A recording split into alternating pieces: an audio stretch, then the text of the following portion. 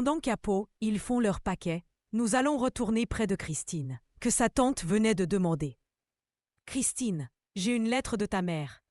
Vous envoie-t-elle son consentement et celui de mon père pour mon mariage avec François? Madame de Sémiane. Oui, mais... Christine. Quoi donc, ma tante? Vous avez l'air tout émue? Madame de Sémiane. Ma pauvre petite, c'est que j'ai une nouvelle fâcheuse à t'annoncer. Christine.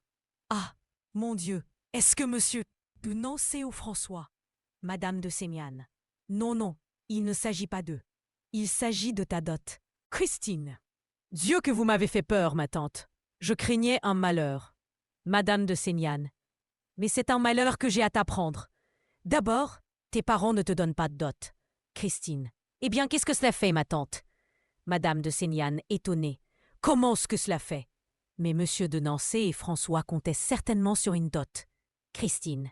Je suis sûre qu'ils n'y ont pas plus pensé que moi. Monsieur de Nancy est assez riche pour nous trois.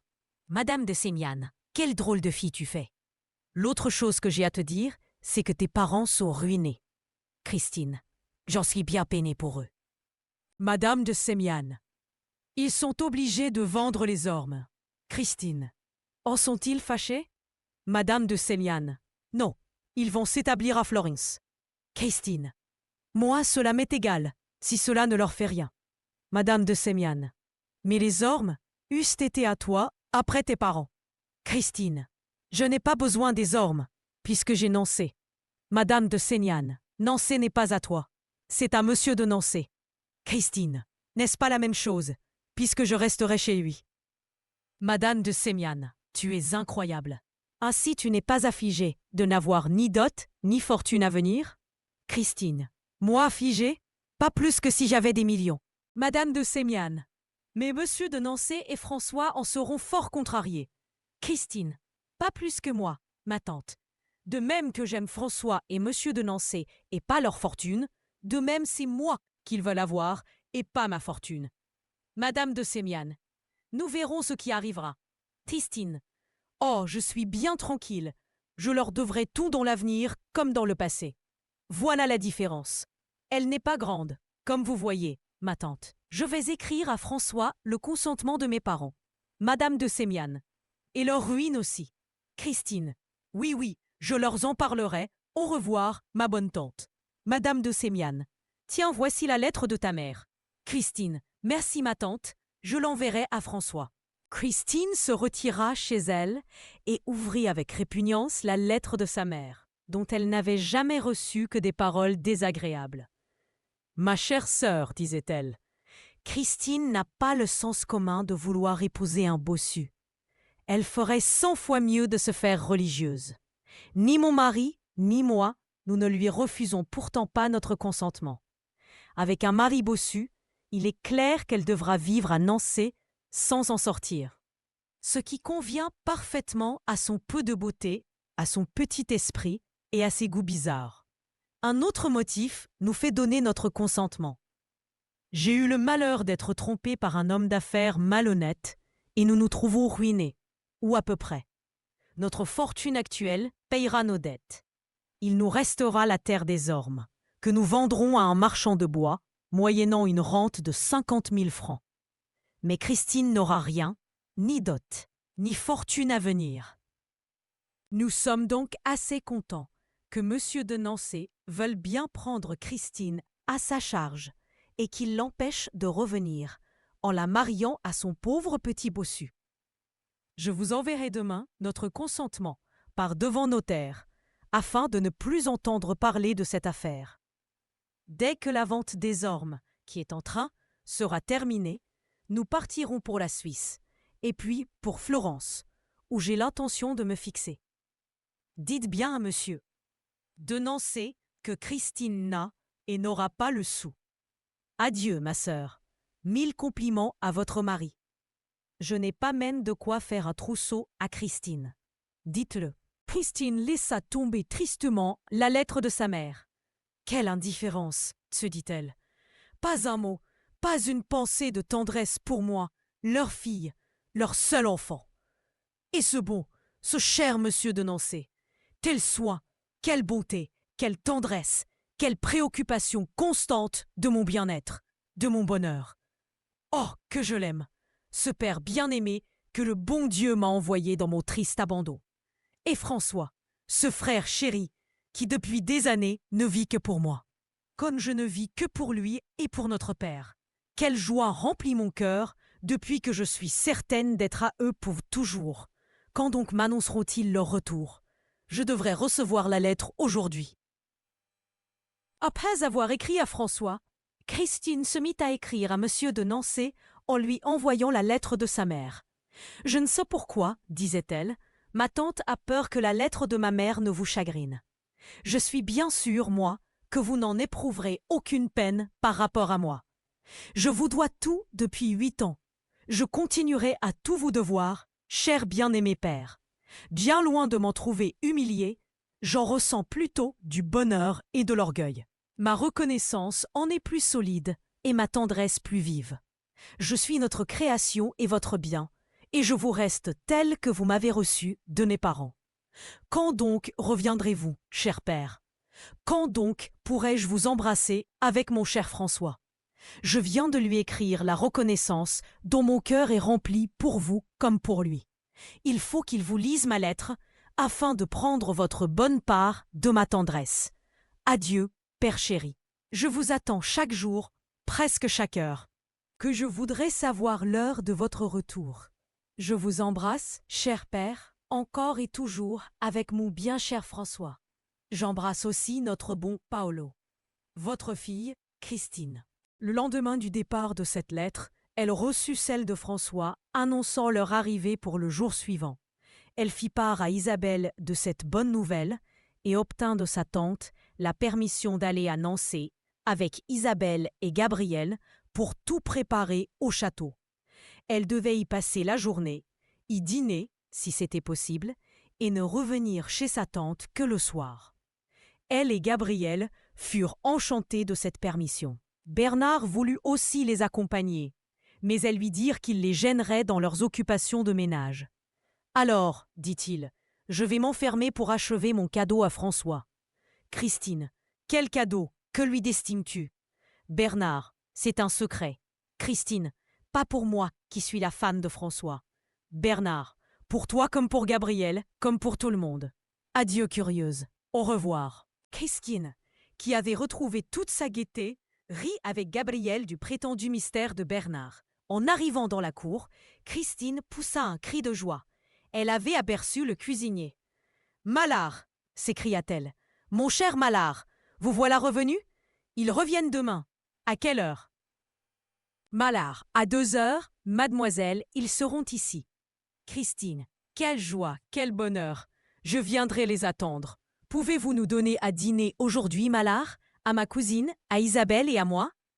Malard, certainement, mademoiselle. Seulement je prierai ces dames de m'excuser si le dîner est un peu mesquin, n'ayant pas beaucoup de temps pour le préparer. Christine, cela ne fait rien, mon bon Malard. Donnez-nous ce que vous pourrez. Allons, vite à l'ouvrage, Gabriel. Nous avons beaucoup à faire et pas beaucoup de temps.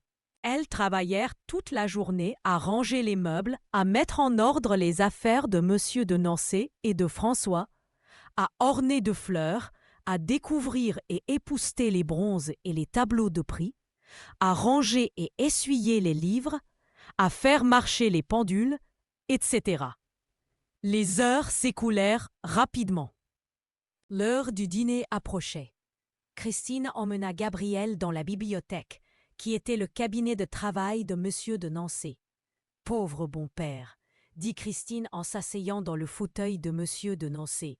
« Que de fois nous sommes venus ici, François et moi, le déranger de son travail. Quand je passais mon bras autour de son cou, il m'embrassait et me regardait si tendrement que je me sentais heureuse de rester là, la tête sur son épaule. Gabriel, je prie le bon Dieu de t'envoyer le bonheur qu'il me donne. Un François pour mari, un monsieur de Nancy pour père. Gabriel, pour rien dans le monde je n'épouserai un infirme, ma pauvre Christine. Christine, qu'importe, cher Gabriel. Si tu connaissais François comme je le connais, tu ne songerais pas plus à son infirmité que je n'y songe, et tu l'aimerais comme je l'aime. Gabriel. Oh non, par exemple. pense donc que tu ne pourras jamais aller avec lui au bal, au spectacle. Christine, je déteste bal et spectacle. Gabriel, tu ne pourras pas du tout aller dans le monde. Christine, je déteste le monde, il m'attriste et m'ennuie. Gabriel, tu ne pourras pas aller aux promenades, ni dans les environs. Christine, je n'aime que les promenades que peut faire François, et je déteste les environs. Gabriel, mais tu ne pourras même pas avoir de monde chez toi. Christine, je n'ai besoin de personne que de François et de mon père. Toi, Bernard et tes parents, vous ne comptez pas comme monde. Et je vous verrai sans craindre les moqueries pour mon pauvre François. Gabriel, enfin je ne sais, mais un mari infirme est toujours ridicule. Tu ne pourras seulement pas lui donner le bras. Il a un pied de moins que toi. Christine, s'il est ridicule aux yeux du monde, c'est pour moi une raison de l'aimer davantage, de me dévouer à lui et à mon père pour leur témoigner ma vive reconnaissance de tout ce qu'ils ont fait pour moi. Et quant au bras, je sais marcher seul. Je déteste de donner le bras. Gabriel, alors tout est pour le mieux. Mais je n'envie pas ton bonheur. Le dîner vint interrompre la conversation des deux cousines. Les domestiques restés au château avaient fait la grosse besogne.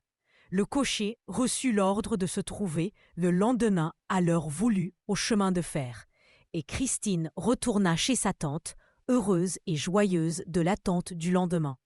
Elle s'attendait peu à la surprise qu'elle devait éprouver. Ce lendemain si désiré arriva.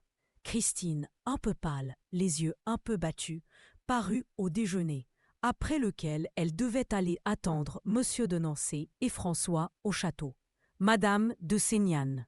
Tu es pâle, Christine. Souffres-tu? Christine. Non, ma tante, j'ai mal dormi. La joie m'a agitée. C'est pourquoi je me sens un peu fatiguée. Le déjeuner sembla long à Christine. Dès qu'Isabelle fut prête à l'accompagner, elle dit adieu à sa tante, à Gabriel et à Bernard, et s'élança dans la voiture qui devait l'emmener. Ses yeux rayonnaient, son visage exprimait le bonheur. Arrivée à Nancy, elle ne voulut pas quitter le perron de crainte de manquer le moment de l'arrivée. L'attente ne fut pas longue. La voiture parut, s'arrêta au perron, et M. de Nancy sauta à bas de la voiture et reçut dans ses bras sa fille, sa Christine, qui versait des larmes de joie. « Christine, mon père, quel bonheur! Et François, mon cher François, où est-il? Oh mon Dieu, François, qu'est-il arrivé? » Monsieur de Nancy, l'embrassant. « Le voilà, ton François. Tu ne le vois pas? Ici, devant toi. » Et au même instant, Christine se sentit saisie dans les bras d'un grand jeune homme. Christine poussa un cri, s'arracha de ses bras, et se réfugiant dans ceux de Monsieur de Nancy, regarda avec surprise et terreur. « François. Comment, ma Christine? Tu ne reconnais pas ton François? Tu le repousses? Christine. François, ce grand jeune homme? François? François. Moi-même, ma Christine chérie, bien-aimée. C'est moi, guérie, redressée par Paolo. » Christine poussa un second cri, mais joyeux cette fois, et se jeta à son tour dans les bras de François. « Paolo! Ah ça! Et moi? Je suis là comme un bus, sans que personne me regarde et m'embrasse. Ma Christinetta oublie son cher Paolo. Mon bon, mon cher Paolo! » dit Christine en quittant François et en embrassant Paolo à plusieurs reprises. « Non, je n'oublie pas ce que je vous dois. Si vous saviez combien je vous aime, quelle reconnaissance je me sens pour vous. Oh François, cher François, mon cœur déborde de bonheur. Pauvre ami, te voilà donc dépouillé de cette infirmité qui gâtait ta vie. François, et que je bénis ma sœur, mon amie, puisqu'elle m'a fait connaître les adorables qualités de ton cœur et le degré de dévouement auquel pouvait atteindre ce cœur aimant et dévoué. » « Dévouement » dit Christine en souriant. « Ce n'était pas du dévouement, c'était l'affection, la reconnaissance la plus tendre et la mieux méritée. Je n'y avais aucun mérite. J'aimais toi et mon père parce que vous avez été toujours pour moi d'une bonté si constante, si pleine de tendresse, que je m'attendrissais en y pensant. Mais pourquoi mon père ne m'avait pas dit ou écrit ce que faisait notre bon Paolo pour mon cher François? De Nancy. parce que le traitement pouvait ne pas réussir, et que tu pouvais en éprouver du mécompte et du chagrin. Paolo avait inventé un système mécanique qui agissait lentement et qui pouvait ne pas avoir le succès qu'il en espérait. Je t'ai donc laissé au couvent, me trouvant dans la nécessité d'habiter un pays chaud pendant les 2 années que devait durer le traitement de François. Christine, et pourquoi ne m'avoir pas emmené? Monsieur de Nancy, souriant. Parce que tu avais 16 ans, que François en avait 20, et que ce n'eût pas été convenable aux yeux du monde que je t'emmène avec moi. Christine. Ah oui, le monde. C'est vrai. Et avez-vous reçu ma lettre et celle de ma mère?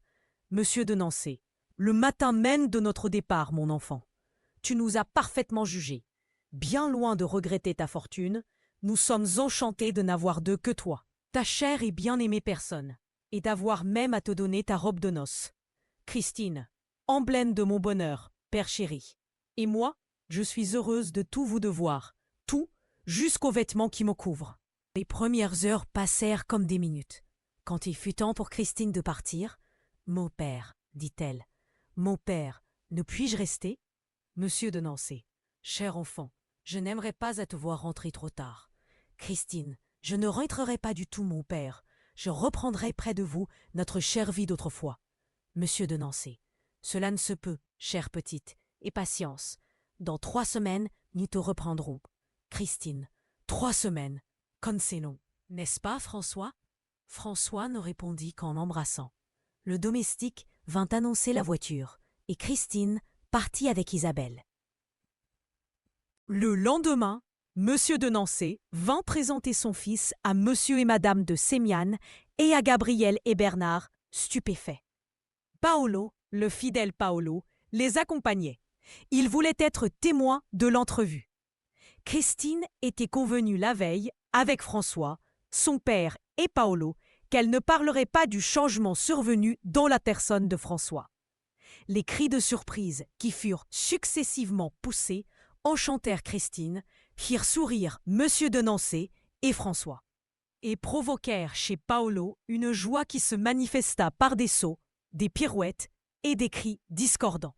Gabrielle restait ébahie. Elle ne se lassait pas de considérer François, devenu grand comme son père, droit, robuste, le visage coloré. « François, dit Gabrielle en riant, ne bouge pas. Laisse-moi tourner autour de toi, comme nous l'avons fait. Christine et moi, la première fois que tu es venu nous visiter. C'est incroyable, droit comme Bernard, le dos plat comme celui de Christine. Comme tu es bien, comme tu es beau, jamais je ne t'aurais reconnu. Vraiment, Paolo a fait un miracle. » Ce fut une joie, un bonheur général. Paolo, Monsieur de Nancy et Christine étaient rayonnants. Pendant que les jeunes gens causaient, riaient, et que Paolo racontait à sa manière la guérison et le traitement de François, Monsieur de Nancy causait avec Monsieur et Madame de Sémiane du mariage, du contrat, et les rassurait sur la dot de Christine. « C'est moi qui me suis arrogé le droit de la doter. Mes chers amis, dit-il, j'ai été son père adoptif, je deviens son vrai père, et je partage ma fortune avec mes 2 enfants, revenus et capital. Nous en aurons chacun la moitié.